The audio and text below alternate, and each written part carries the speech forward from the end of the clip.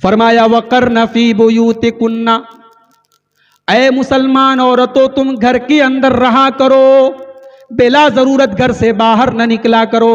Shopping करना तुम्हारा काम नहीं है, कारोबार करना तुम्हारा काम नहीं है, नौकरी करना तुम्हारा काम नहीं है।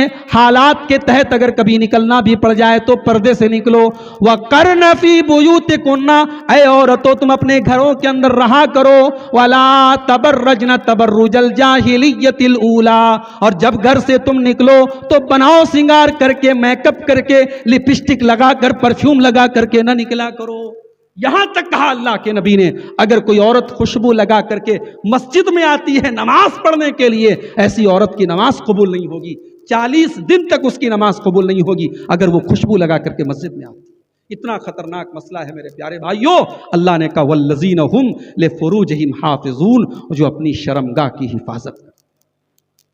अब एक सवाल पैदा हो, अय अल्लाह, लड़का जवान हो गया, लड़की जवान हो गई, दोनों के अंदर तलब है, मर्द को औरत की जरूरत है, औरत को मर्द की जरूरत है, और अल्लाह तू कह रहा है कि शर्मगाह की हिफाजत भी करना है, तो फिर हम क्या करें? अल्लाह कहता है हम तुझे हलाल तरीका दे रहे हैं, हम तुझे हलाल अल्टरनेट दे रहे हैं। इल्ला अला अज़वाजिहिम औ मा मलकत ऐमानुहुम, अपनी बीवी के साथ तू निकाह करके अपनी शारीरिक जरूरत को पूरा कर ले, अपनी जिनसी ख्वाहिश को पूरा कर ले। अल्लाह ताला ने कुदरती तौर पर तेरे अंदर जो जरूरत रखी है उस जरूरत को तू पूरा कर ले। फमन इब्तगा वरा ज़ालिका फउलाइका हुमुल आदून, अब जब शादी हो गई, तुझे जायज तरीके से तेरी जरूरत पूरी हो गई, अब तू अगर इधर उधर मुंह मारेगा तो तू अल्लाह के कानून से बगावत करने वाला है, तू ज़िना करने वाला है, तू बदकारी करने वाला है, तू अल्लाह का बागी है, तू कामयाब नहीं हो सकता, तू जन्नत में नहीं जा सकता। तो ये चीज है मेरे भाइयों, शर्मगाह की हिफाजत करना है। इसीलिए अल्लाह के नबी फरमाते हैं मैं यज़मन ली मा बैना लिह्यैहि व मा बैना रिजलैहि यज़मन लहुल जन्ना, दोनों पैरों के बीच में जो चीज है यानी शर्मगाह, और दोनों दाढ़ के बीच में जो चीज है यानी जुबान, जो जुबान की गारंटी ले ले, जो शर्मगाह की गारंटी ले ले, मैं उसे जन्नत की गारंटी देता हूं। इसीलिए अल्लाह के नबी फरमाते हैं औरत 4 काम कर ले, वो जन्नत के जिस दरवाजे से चाहे वो जन्नत में चली जाएगी। इज़ा सल्लतिल मरअतु खम्सा, 5 टाइम की नमाज की पाबंदी करे, वह सामत शाहरहा, रमजान का रोजा रखे, वह अतात ज़ौजहा, शौहर की खिदमत और इताअत करे, वह अहसनत फरजहा, और अपनी शर्मगाह की हिफाजत करे। 4 काम औरत कर ले, कुछ और न करे। दखलत मिन अब्वाबिल जन्नति शात, वो जिस दरवाजे से चाहे जन्नत में जा सकती। 5 चीजें हो गई। नंबर 6 और नंबर 7, 2 चीजें अल्लाह ताला ने एक ही आयत के अंदर इकट्ठा बयान। वल्लज़ीना हुम लिअमानातिहिम व अहदिहिम राऊन, कामयाब लोगों की 6ठी क्वालिटी, वो अपनी अमानत में खयानत नहीं करते। अब अमानत किसको कहते हैं? अमानत का आसान तर्जुमा अगर मैं आपके सामने करूं, आसान का अगर बहुत आसान ट्रांसलेशन में करूं, अमानत का मतलब है ड्यूटी, अमानत का मतलब है कर्तव्य, अमानत का मतलब है फर्ज। जो अपने फर्ज को सही तरीके से निभाए वो कामयाब होगा। अब फर्ज में बहुत सारी चीजें आ गई मेरे, ऐसे भी मदरसे के जिम्मेदार हैं जो बेचारे मदरसा चला रहे हैं, लॉकडाउन आया, चंदे नहीं मिले, उन्होंने अपनी जेब से मदरसे का खर्च चलाया है और टीचरों को तनख्वाहें दी। हमने ऐसे जिम्मेदारों को भी हम जानते हैं मेरे भाई। और ऐसे भी मदरसे के जिम्मेदार लोग हैं जो बेचारे टीचरों को क्या तनख्वाह देंगे, वो मदरसे के चंदे से अपना पेट भरते हैं। हमने मस्जिद के ऐसे मुतवल्ली भी देखे हैं, मस्जिद का मुतवल्ली बना फिरता है और एक टाइम की नमाज में और फजर की नमाज में वो नजर भी नहीं आता।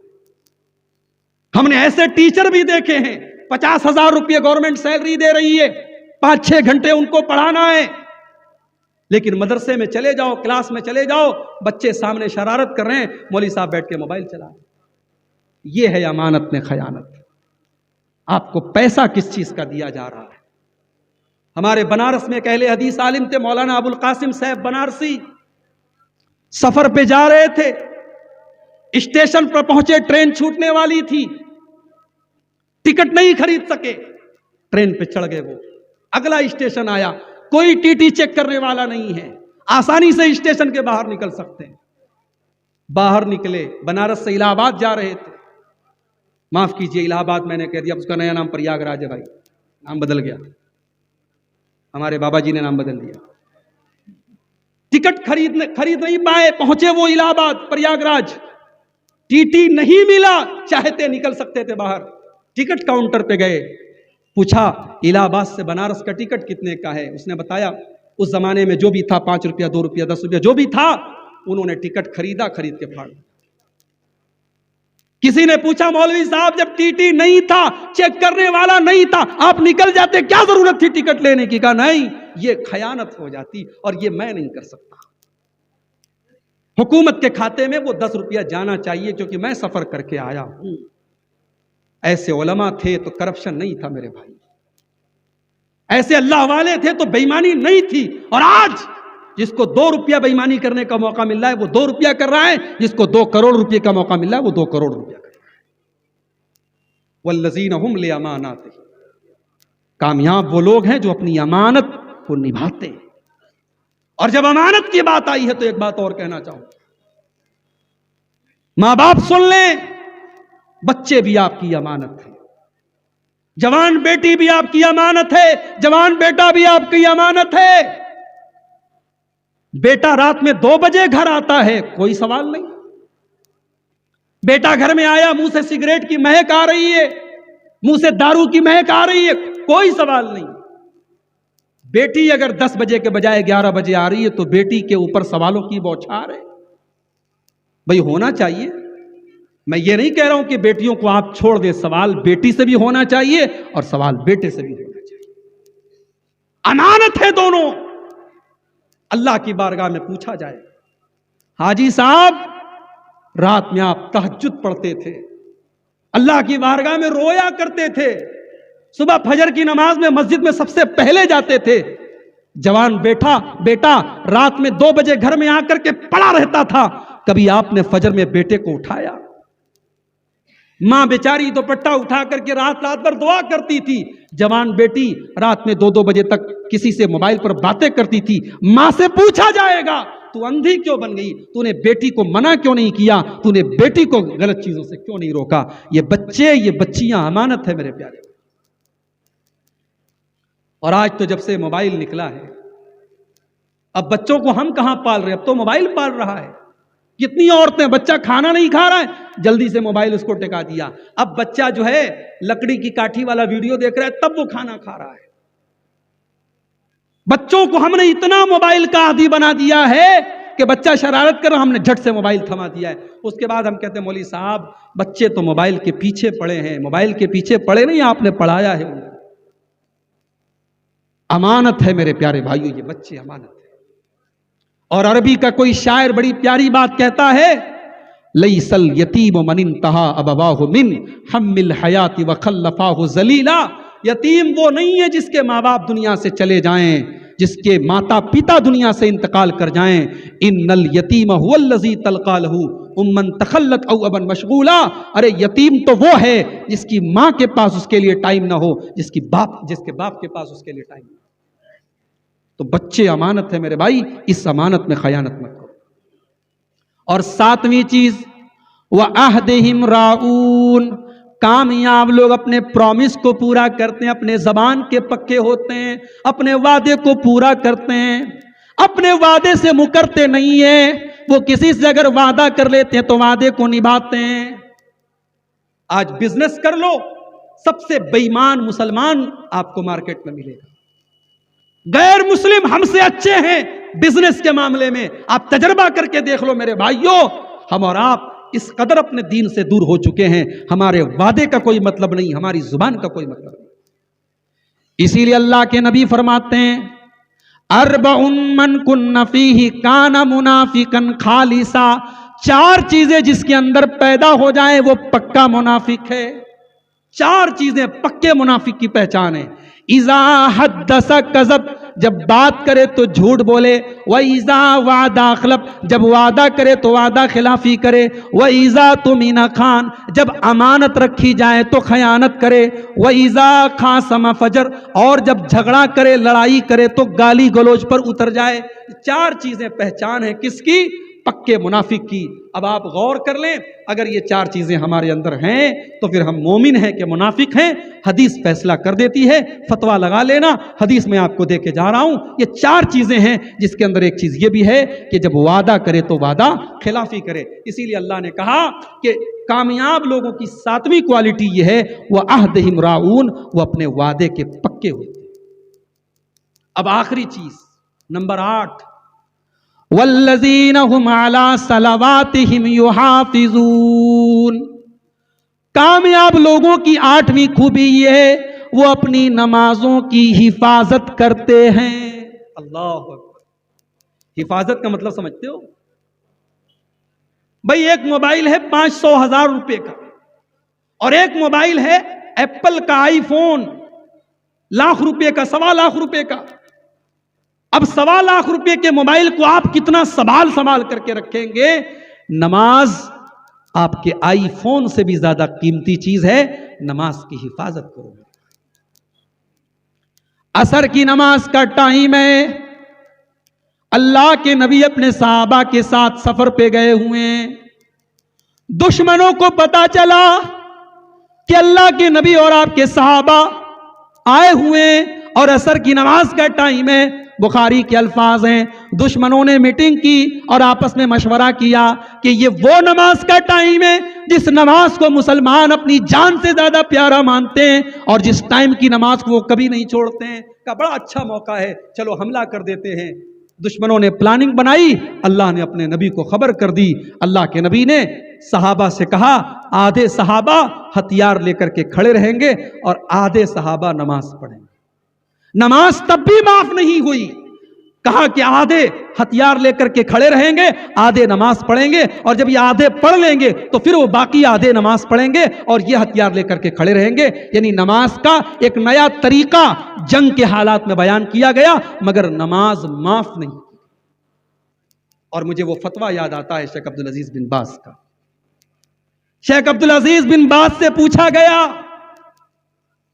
कि एक आदमी दुश्मन की कैद में है और खंबे से उसके दोनों हाथ बांध दिए गए हैं, न वजू कर सकता है, न तयम्मुम कर सकता है, न नमाज की नीयत बांध सकता है, न रुकू कर सकता है, न सजदा कर सकता है। शेख साहब, वो नमाज कैसे पढ़ेगा? क्या वो नमाज को छोड़ देगा और जितने दिन तक वो दुश्मन की कैद में है उतने दिन तक की नमाजों को वो छोड़ देगा? शेख अब्दुल अजीज बिन बाज, अल्लाह उनकी कब्र को नूर से भर दे, उन्होंने फतवा दिया कि नहीं, यहां कुरान की उस आयत पर अमल किया जाएगा, फत्तकुल्लाह मस्ततातुम, अल्लाह से डरो जितनी तुम्हारे अंदर ताकत है। उसके हाथ खंबे से बंधे हैं, वो वजू नहीं कर सकता है, न करे। वो तयम्मुम नहीं कर सकता है, न करे। अगर उसका चेहरा किबले की तरफ है, अच्छी बात है, अगर नहीं है तो जिस हाल में है उसी हाल में वो अपने सर के चेहरे के इशारे से रुकू कर ले, सजदा कर ले और उसी हाल में वो नमाज पढ़ ले। नमाज उस हाल में भी माफ नहीं है। मेरे प्यारे भाइयों, आज जलसा हो रहा है बरहेट के अंदर और हम हर साल जलसा करते हैं। 2 दिन का जलसा होता है, हजारों की बल्कि लाखों की तादाद में लोग इकट्ठा होते हैं, मगर फिर रिपोर्ट क्या आती है? क्या हमारी नमाजियों की तादाद में कोई इजाफा हुआ? हर साल हमारे इलाके में कोई नई मस्जिद बन रही है, हर साल कहीं नई मस्जिद की तामीर हो रही है। मस्जिद तो बना ली शब भर में ही मां की हरारत वालों ने।